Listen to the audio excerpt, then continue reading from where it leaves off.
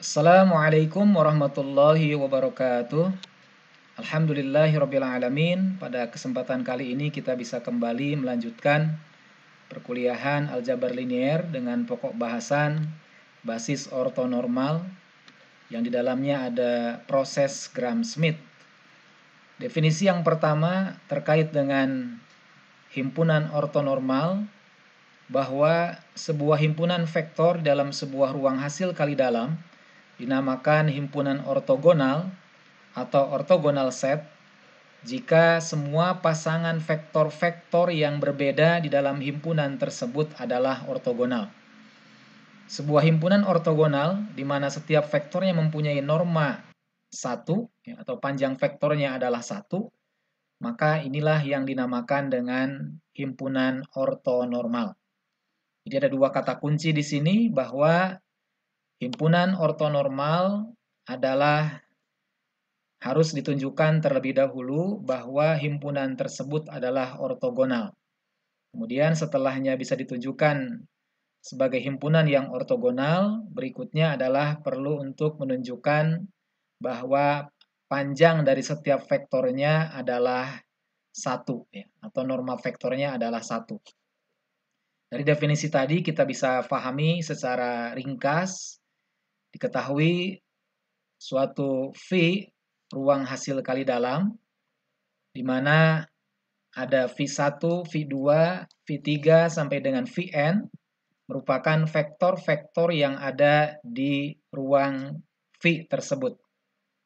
Maka himpunan S yang kita kenal dengan subset dari V, himpunan bagian dari himpunan V yang beranggotakan V1, V2 sampai dengan Vn, disebut himpunan ortogonal jika setiap vektor dari V saling tegak lurus. Nah, kita sudah materi sebelumnya kita sudah pahami bahwa himpunan ortogonal adalah di mana ketika hasil kali dalam dari ruang vektor tersebut adalah sama dengan 0. Ini adalah menunjukkan dua vektor saling tegak lurus. Nah, kemudian S tersebut yang merupakan himpunan ortogonal akan disebut sebagai himpunan ortonormal jika memenuhi dua syarat. Yang pertama adalah S merupakan himpunan ortogonal yang tadi ditunjukkan dengan hasil kali dalamnya adalah 0 untuk setiap vektornya. Dan yang kedua adalah norma dari setiap vektornya adalah sama dengan 1. Ini adalah definisi yang pertama. Kita lihat dari definisi 1 dengan contoh yang pertama.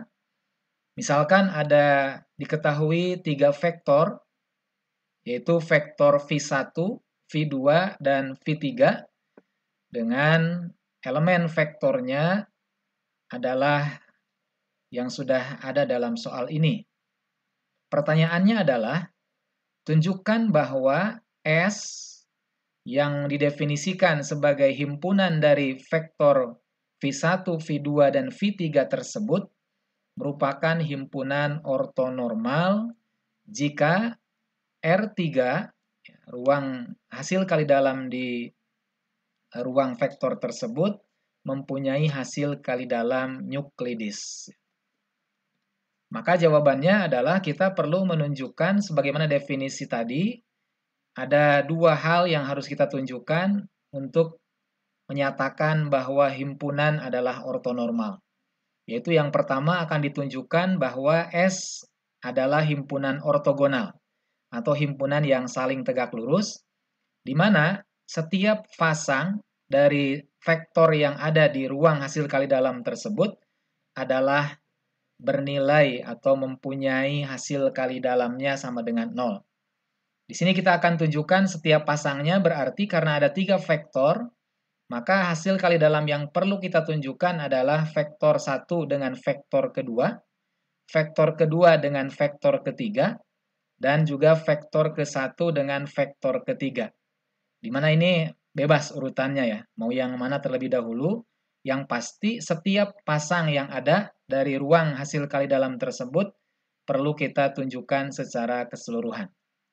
Jadi kalau ada 3 vektor berarti akan ada 3 hasil kali dalam setiap pasang vektornya. Kalau ada 4 vektor berarti nanti kita bisa tunjukkan hasil kali dalam dari setiap pasang vektor yang ada di ruang hasil kali dalam tersebut. Kita akan mulai dari hasil kali dalam V1 dengan V2. Hasil kali dalam V1, V2 adalah, karena di sini adalah menggunakan hasil kali dalam Euclides, artinya secara di rumusannya adalah hasil kali dalam U, V sama dengan U1 V1 ditambah U2 V2 ditambah UN Vn. Maka kita bisa dapatkan, karena ini berada di ruang 3, maka V1 dikali dengan V2 berarti 0 yang ada di V1 dikalikan dengan 1 per akar 2 yang ada di V2. Ya, jadi 0 kali 1 per akar 2 ditambah 1 dikali 0, ya, unsur yang kedua. Kemudian elemen yang ketiganya adalah ditambah 0 dikali 1 per akar 2. Maka kita bisa dapatkan di sini 0 kali 1 per akar 2 adalah 0, ditambah 1 kali 0 adalah 0, ditambah 0 kali 1 per akar 2 adalah 0. Maka hasilnya adalah sama dengan 0. Nah, begitu juga untuk V2, V3. Hasil kali dalamnya berarti sama dengan 0 diperoleh dari 0 dikali 1 per akar 2, ditambah 1 dikali 0, ditambah 0 dikali negatif 1 per akar 2. Maka hasilnya sama dengan 0, yaitu untuk V1, V3. Begitu juga untuk V2, V3. Ya, hasil kali dalam V2 dengan V3 berarti 1 per akar 2 dikali 1 per akar 2 adalah 1 per 2, ditambah 0 dikali 0, berarti masih 1 per 2, kemudian ditambah 1 per akar 2 dikali negatif 1 per akar 2 adalah negatif 1 per 2. Maka 1 per 2 min 1 per 2 adalah sama dengan 0. Nah, ini adalah yang sudah kita tunjukkan terkait dengan himpunan ortogonal. Adapun langkah yang kedua adalah perlu kita menunjukkan bahwa normanya untuk setiap vektor yang ada di ruang 3 tersebut, di ruang hasil kali dalam itu, adalah sama dengan 1. Maka kita perlu menunjukkan satu persatunya.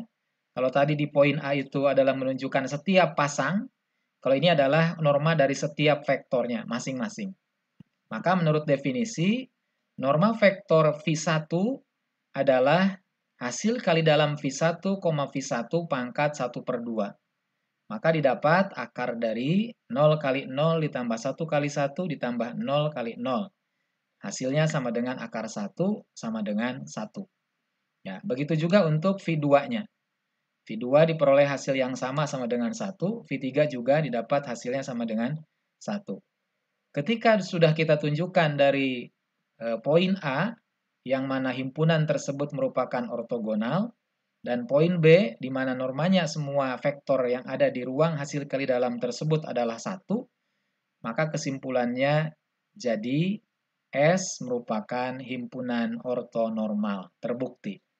Jadi apabila di antara dua persyaratan dari definisi ini tidak terpenuhi, maka himpunan tersebut bukan himpunan ortonormal. Oke, itu adalah definisi yang pertama. Kemudian terkait dengan basis ortonormal, bahwa jika V adalah sebuah vektor yang tak nol dalam sebuah ruang hasil kali dalam, maka menurut sifat panjang dari suatu vektor, ya, menurut sifat L3, kita sudah ketahui bahwa 1 per norma V dikali V vektor tersebut, maka mempunyai norma 1. Ya, panjang vektor V-nya sama dengan 1. Karena kita bisa uraikan bahwa norma dari 1 per norma V dikali V sama dengan 1 per norma V dikali norma V. Maka hasilnya sama dengan 1.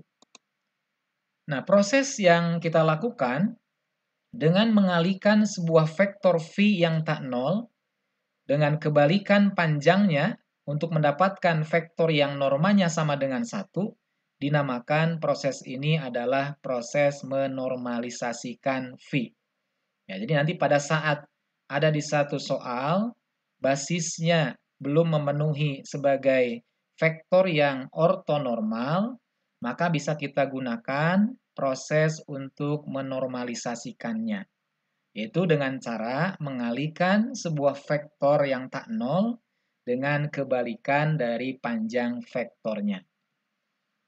Ya, muncul teorema yang kedua, bahwa jika S adalah basis ortonormal, ya, tadi sudah bicara basis ortonormal, untuk sebuah ruang hasil kali dalam V, dan vektor U adalah sebarang vektor di V ruang hasil kali dalam, maka vektor U sama dengan hasil kali dalam U, V1 dikali V1, ditambah hasil kali dalam U, V2 dikali V2, ditambah hasil kali dalam U, V3 dikali V3, dan seterusnya ditambah hasil kali dalam U, Vn dikali Vn. Nah, ini adalah teorema 2. Maka kita akan bisa buktikan pernyataan ini, karena S adalah merupakan basis, maka sebuah vektor U dapat dinyatakan dalam bentuk sebagaimana yang kita pahami pada suatu basis. Bahwa basis itu ada dua syarat yang harus dipenuhi, yaitu sebuah himpunan disebut basis, dia adalah membangun ruang vektor, dan yang kedua adalah dia bebas linier. Maka kita bisa lihat di sini ada sebuah kombinasi linier dari U terhadap himpunan S tersebut adalah K1V1 ditambah K2V2 ditambah K3V3 ditambah KNVN. Dengan memperlihatkan bahwa KI sama dengan hasil kali dalam U, VI, untuk I adalah 1, 2, dan seterusnya sampai N. Untuk setiap vektor VI di S kita peroleh hasil kali dalam U, VI adalah sama dengan hasil kali dalam, nah tadi yang kita definisikan dari U sama dengan K1V1 ditambah K2V2 ditambah titik-titik sampai ditambah KNVN. Itu adalah dari definisi U yang di dalam pembuktian awal. Kemudian kita kalikan dengan VI. Nah, ini kan U, VI, hasil kali dalamnya. Maka U-nya adalah ini, tadi yang sudah ditunjukkan. Kemudian kalikan terhadap VI. Maka kita bisa dapatkan K1 dikali V1, VI. Nah, ini dengan memfaktorkan. Setiap K-nya kita keluarkan. Nanti K1 kali V1, VI. Ditambah K2 dikali V2, VI. Dan seterusnya ditambah Kn dikali hasil kali dalam Vn, VI.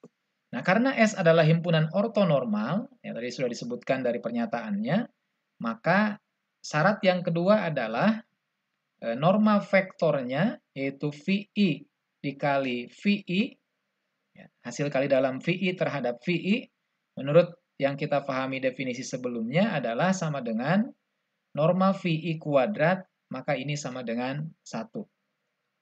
Dan VI, Vj, hasil kali dalamnya sama dengan 0 jika I tidak sama dengan J. Maka dapat disederhanakan menjadi hasil kali dalam U, VI sama dengan KI.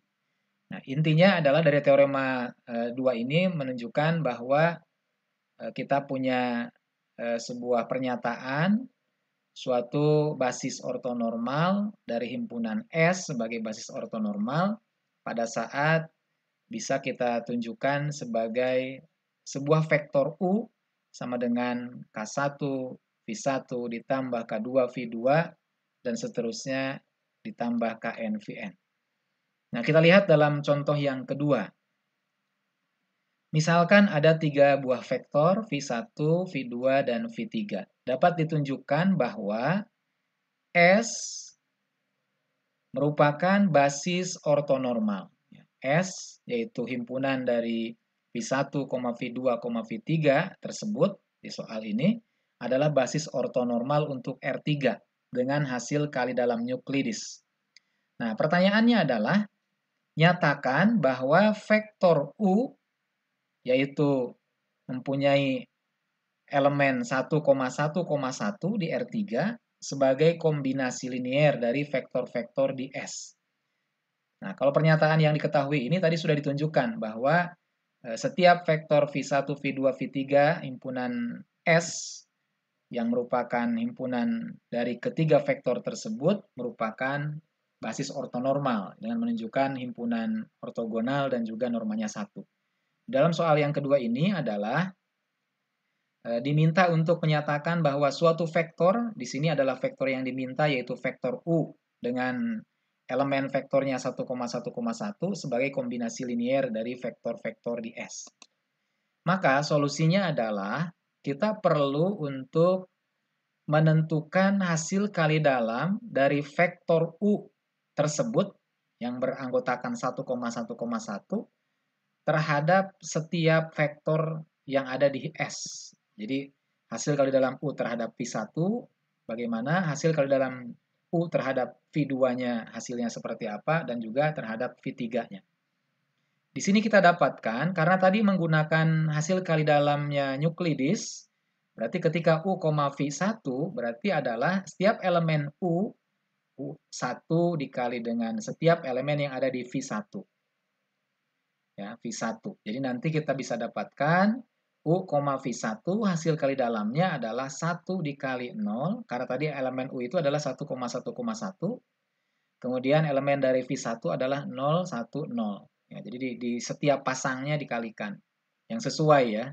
1 kali 0 tambah 1 kali 1 ditambah 1 kali 0 sama dengan 1. Begitu juga untuk hasil kali dalam U dengan V2. Nah, elemen V2-nya adalah ini, negatif 4/5, 0, 3/5. Maka hasilnya adalah negatif 1/5. Dan hasil kali dalam U dengan V3 dikalikan, maka akan didapat hasil 7/5. Menurut teorema, yang kita tadi ketahui dari teorema 2, bahwa U, ya, vektor U sebagai satu vektor sebarang, bisa kita nyatakan dengan U sama dengan hasil kali dalam U, V1 dikali V1 tadi rumusnya ditambah U ya hasil kali dalam U, V2 dikali V2 ditambah hasil kali dalam U dengan V3 dikali V3. Karena di soal ini hanya ada di R3 berarti hanya sampai ke V3.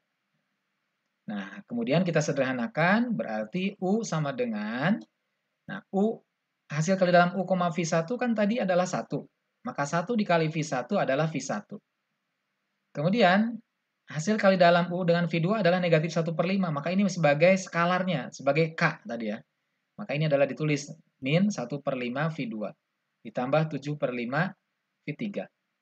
Nah, yakni, di sini kita bisa tunjukkan bahwa 1,1,1 sebagai vektor U, maka ini sama dengan V1, V2, V3 kita kembali ke soal yang diketahui, yaitu 0, 1, 0, dan seterusnya V2-nya juga disubstitusikan, V3-nya juga disubstitusikan, maka bisa kita pastikan bahwa pernyataan ini adalah benar sebagai kesamaan. Ya, kita bisa tunjukkan di sini misalkan untuk yang setiap elemennya ya. Kita mulai dari elemen pertama nih, 0. 0, kemudian min 1/5 dikali negatif 4/5 berarti plus 4/25, berarti 4/25, ditambah 7 kali 3, 21/25, maka hasil adalah 25/25, sama dengan 1. Begitu juga dengan elemen yang kedua dan elemen yang ketiga, maka inilah yang dimaksud sebagai kombinasi linier.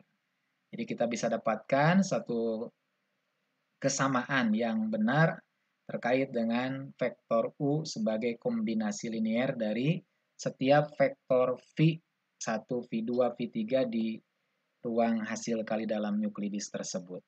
Itu ya, itu definisi teorema yang kedua.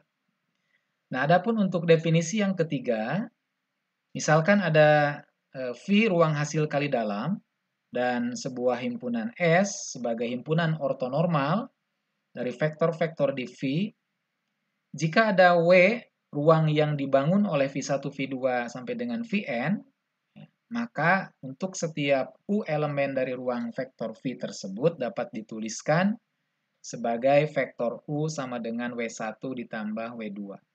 Ya, secara pernyataannya ini pernah kita dapatkan di materi yang sebelumnya.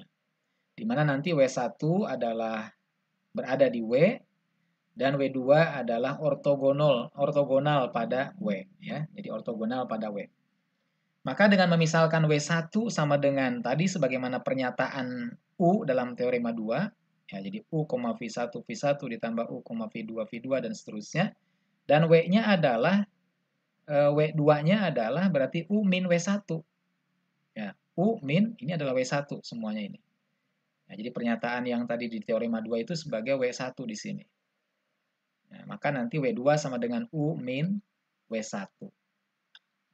Nah, contoh 3 dari definisi yang ketiga tadi, misalkan ada sebuah ruang hasil kali dalam Euclides di R3, W sebagai subruang yang direntang atau dibangun oleh vektor-vektor ortogonal V1 dan V2, ya, karena di sini dinyatakan vektor-vektor ortogonal, pastilah ini hasil kali dalamnya bisa dipastikan sama dengan 0.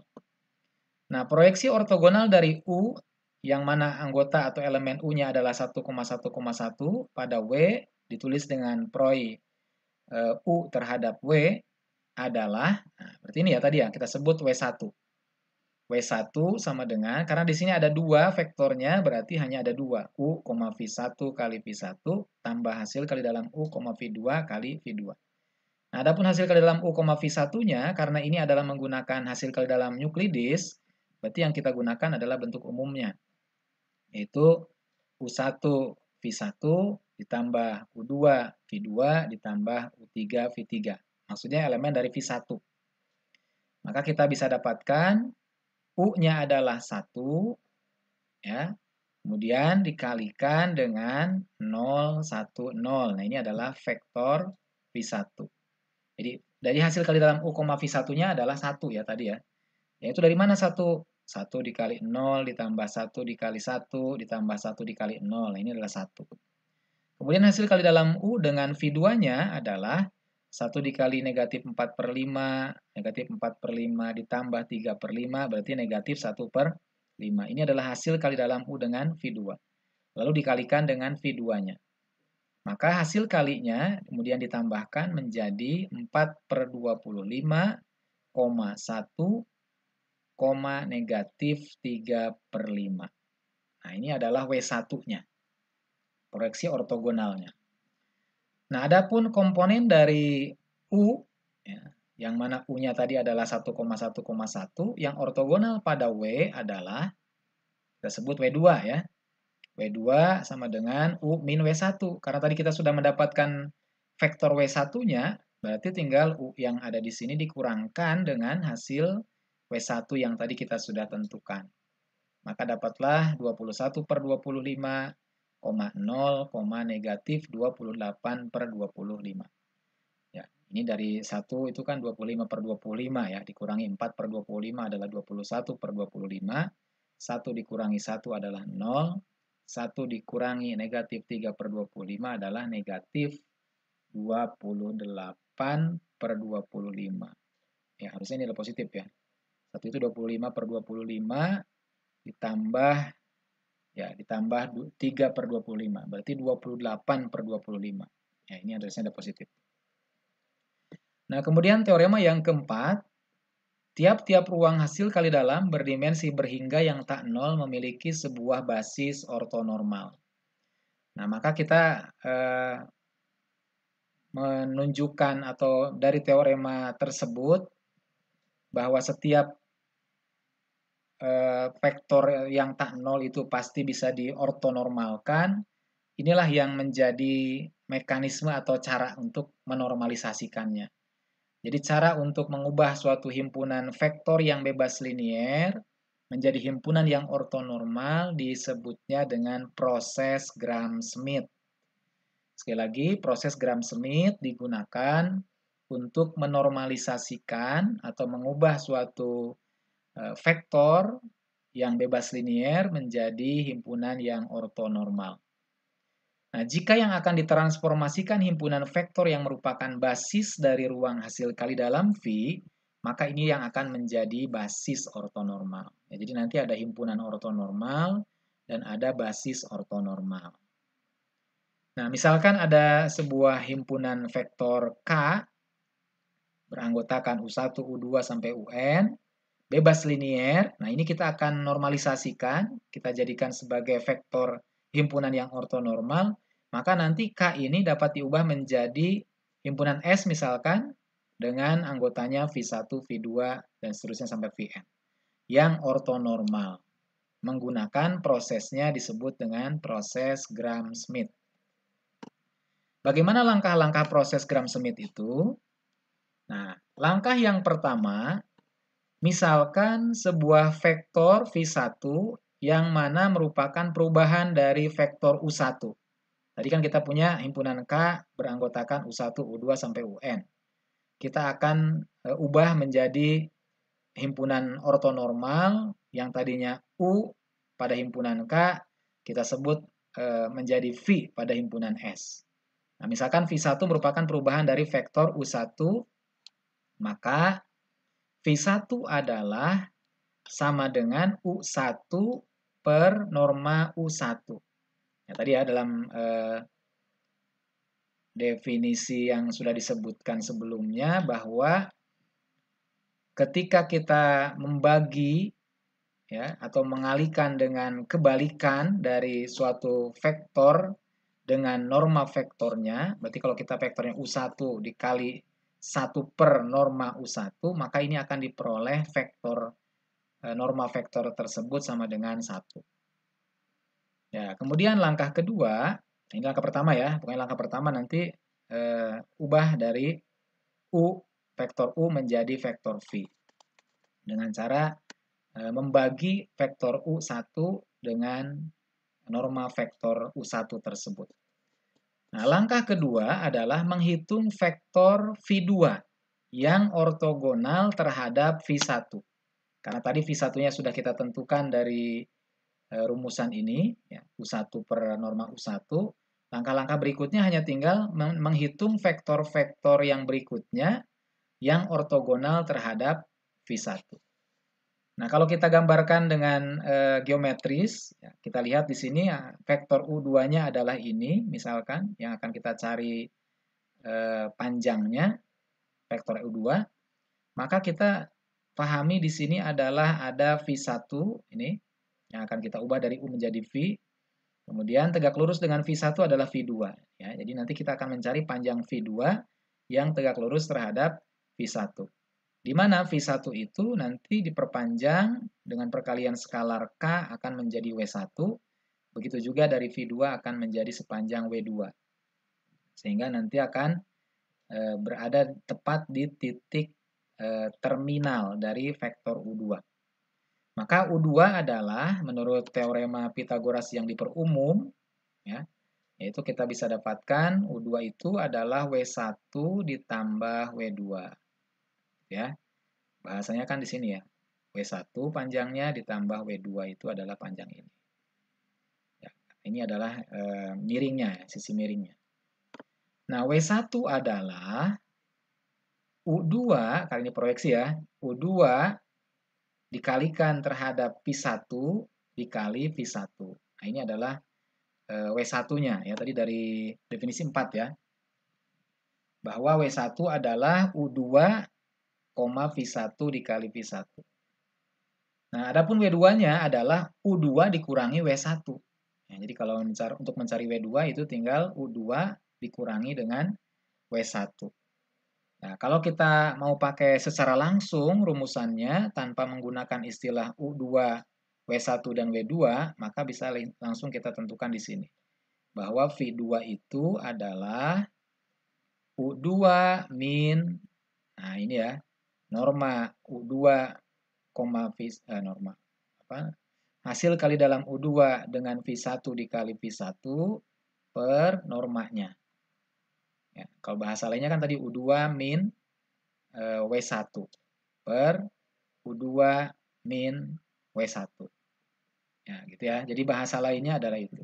Atau kalau mau kita sebut W2 langsung, berarti V2 adalah W2 per norma W2. Gitu ya.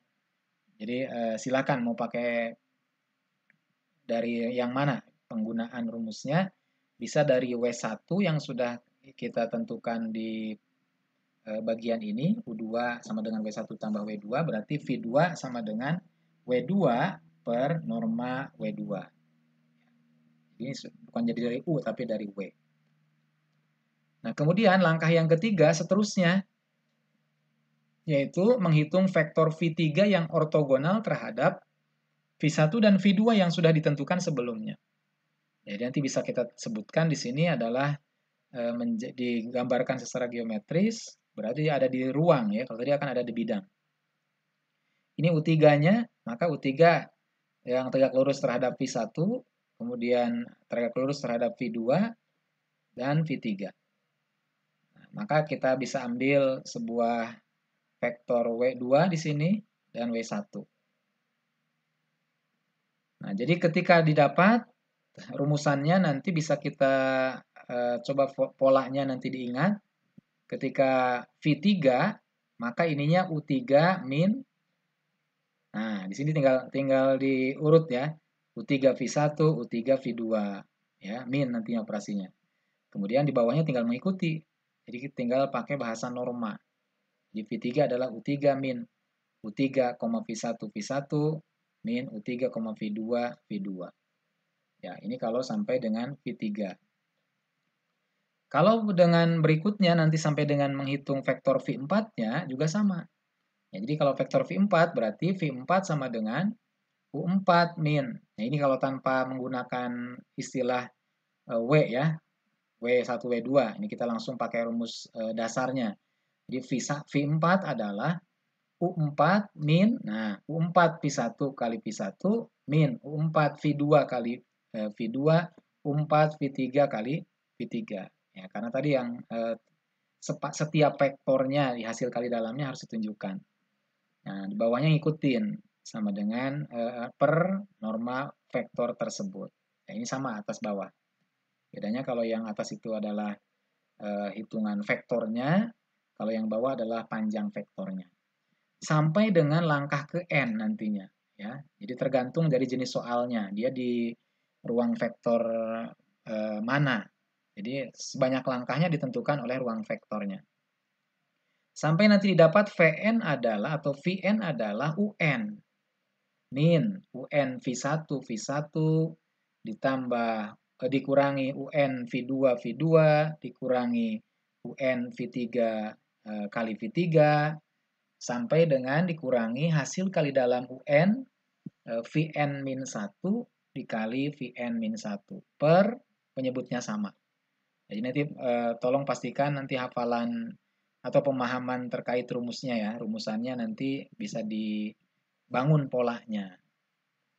Nah, sebagai contoh dari yang disampaikan pada proses Gram-Schmidt tersebut, di sini ada contoh 4, tinjaulah ruang vektor R3 dengan hasil kali dalam Euclides.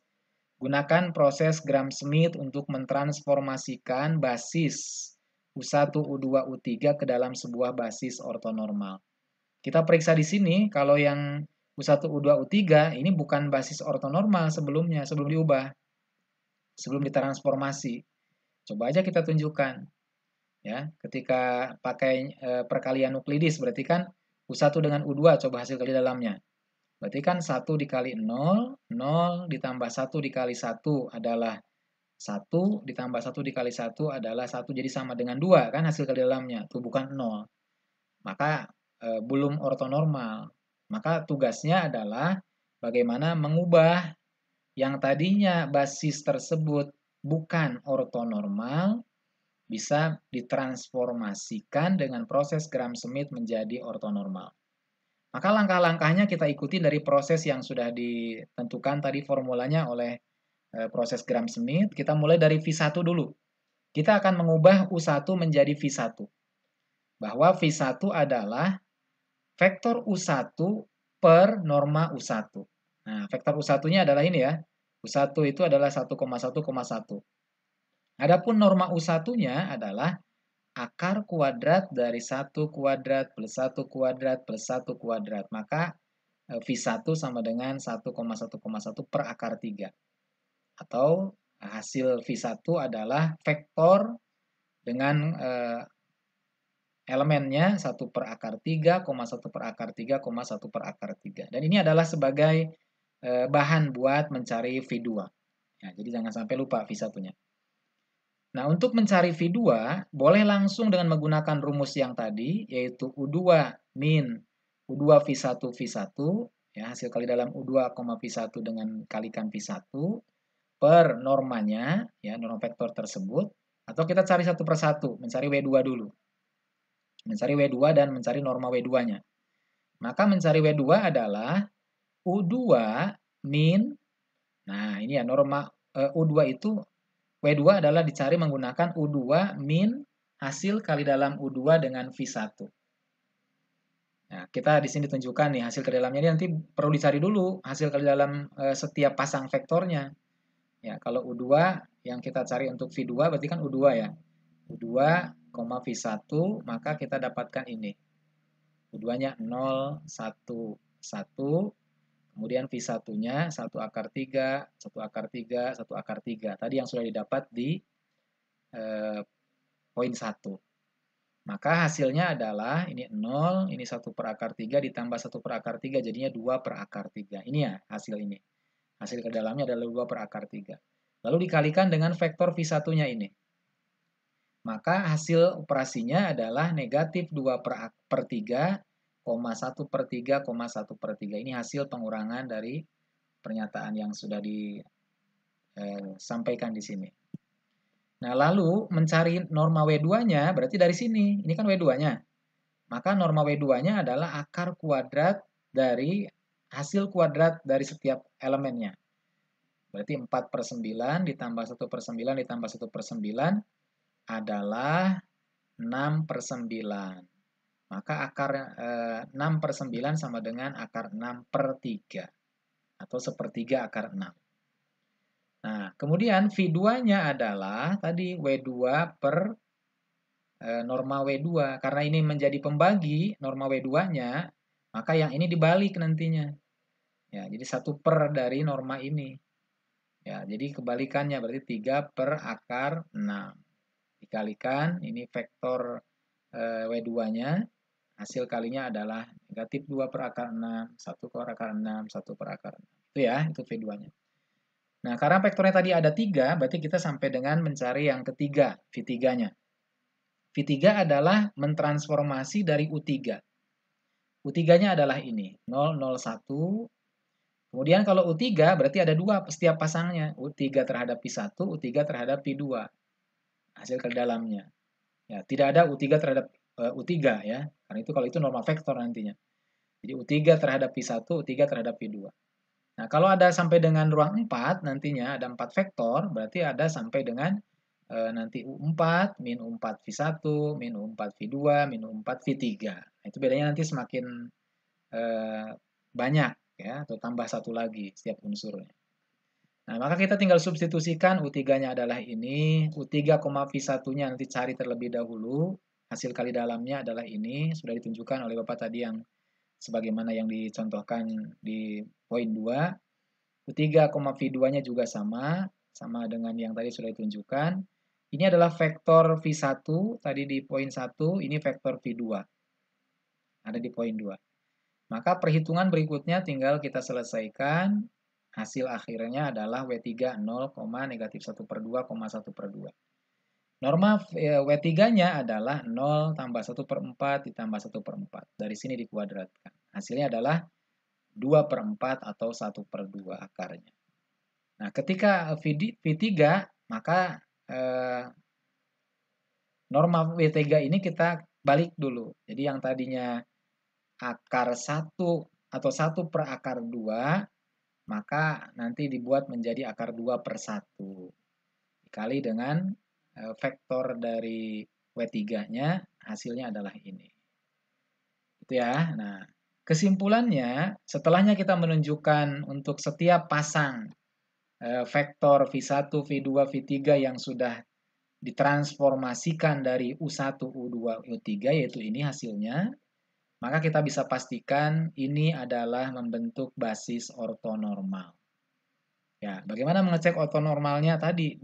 Dari definisi 1. Tunjukkan bahwa hasil kali dalam setiap vektor yang ada, yaitu V1, V2, V1, V3, V2, V3, itu hasilnya sama dengan 0.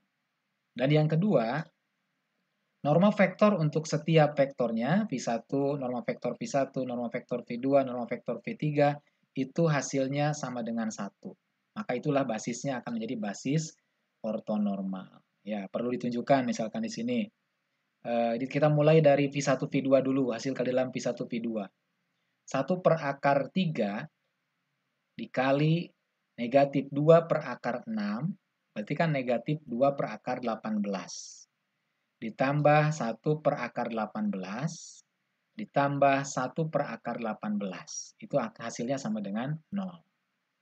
Ya, negatif 2 per 18 ditambah 2 per 8, akar 18. Itu akan hasilnya sama dengan 0.